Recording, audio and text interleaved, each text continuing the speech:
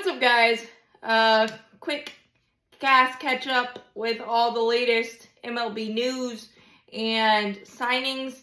Again, nothing significant for the Braves, except a few more minor league signings and some intriguing pieces, but not any names that are completely recognizable for sure. But again, there's still a lot of players that don't have destinations, and so we'll see. But less than a week away from pitchers and catchers reporting, things got to start happening a little bit faster, but obviously things are very fluid when it comes to rosters. But one big domino did fall yesterday. Pete Alonso back to the Mets, kind of anticlimactic.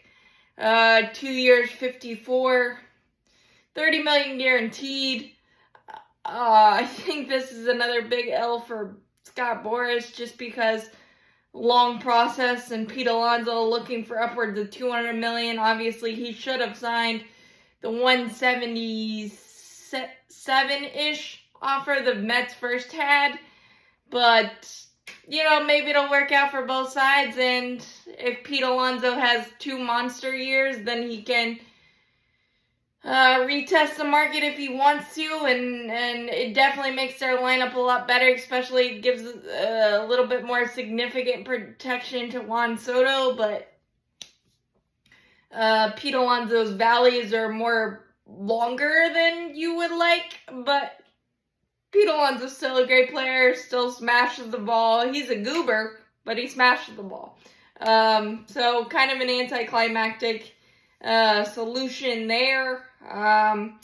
But you also got Ryan Brazier, DFA'd by the Dodgers, 37, had about a 2.18 ERA, acquired by the Cubs. I think the Cubs have had a solid offseason for a player to be named later in cash, I believe, so not too significant. But I think the Cubs are going to have a sneaky bullpen, and sneaky. They've had a really good offseason, in my opinion, adding Kyle Tucker and the different things they've been able to do. Very, very interesting. Ryan Brazier's a fantastic piece. I would have loved him for the Braves, but again, I don't think anyone knows what the Braves are doing, and haven't for a while. 1 year, $4 million for outfielder Tommy Pham, going to the Pittsburgh Pirates. That should give them a bite and a ferociousness, and Tommy Pham continues to find places to play, which is not a bad thing. It's just very his personality is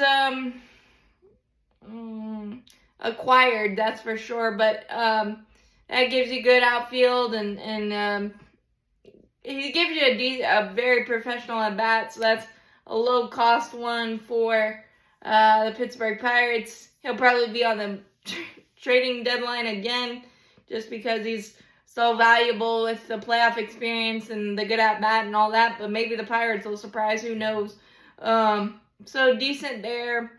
Yohan Moncada, 1 year, $5 million deal, with the Los Angeles Angels. That could be a really good career revival for Yohan. Previously one of the top prospects in baseball with the Boston Red Sox, traded in the Chris Sale deal and just mired by injuries and what Chicago's going through. So maybe this will be something. And Ron is a infield guru, as we all know, so that's a nice deal for them.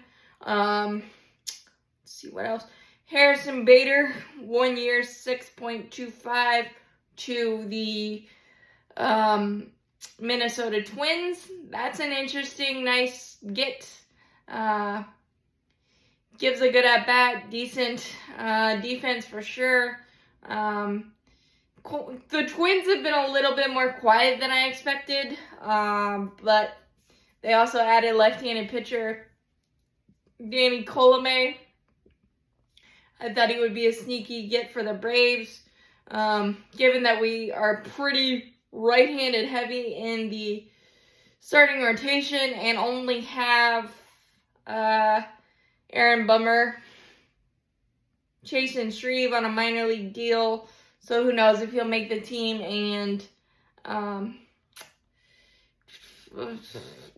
Lee. Sorry, I was blanking there, but Dylan Lee. So maybe lefty depth is still probably a question, and adding to the bullpen is a little bit of a question as well. Still, because Alex Anthopoulos told himself he was not going to acquire 3 pieces at the deadline like we have in, I believe it was 2019, where we had to revamp the entire relief corps, and he said he wasn't going to be back into a corner that way, so who knows. Oh, still a lot of quality free agents, but who knows there. And the last one that I can think of that recently has happened, and I think I might have done it in one of my other videos, but if this is a repeat, I'm sorry, but Ramon Laureano, 1 year, $4 million for the Baltimore Orioles. He crushes lefties, and they have a bunch of outfielders that don't crush lefties, so that could be a really good fit for Ramon. He basically saved the Braves outfield last year, so best of luck to him in the Birdland. Again, I think a crystal ball couldn't even predict what the Atlanta Braves are doing, but you know, you'd like to add pitching. There's been a million minor league deals with invites to spring training that we've seen for the Braves, and a few of those will probably work out, but you probably want some more back of the baseball card type of guys, like I've been saying, blue in the face all off season long, but we'll see what happens. As always, go Braves, champions forever. Hit that like button, hit that subscribe button. Helps out a lot. Thanks, guys, and if I have missed any, I will do it in my next cast catch-up for sure.